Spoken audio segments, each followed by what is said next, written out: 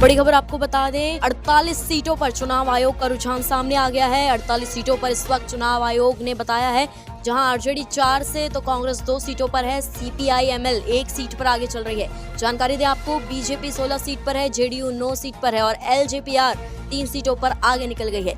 ये election commission की तरफ से रुझान सामने आए हैं। 48 सीटों पर रुझान आए हैं।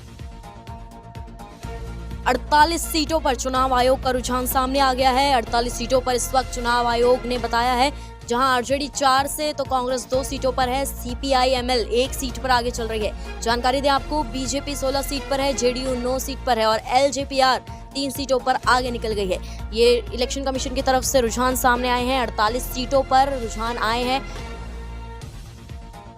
48 सीटों पर चुनाव आयोग का रुझान सामने आ गया है। 48 सीटों पर इस वक्त चुनाव आयोग ने बताया है, जहां आरजेडी 4 से तो कांग्रेस 2 सीटों पर है, सीपीआई-एमएल 1 सीट पर आगे चल रही है। जानकारी दें आपको, बीजेपी 16 सीट पर है, जेडीयू 9 सीट पर है और एलजेपीआर 3 सीटों पर आगे निकल गई है।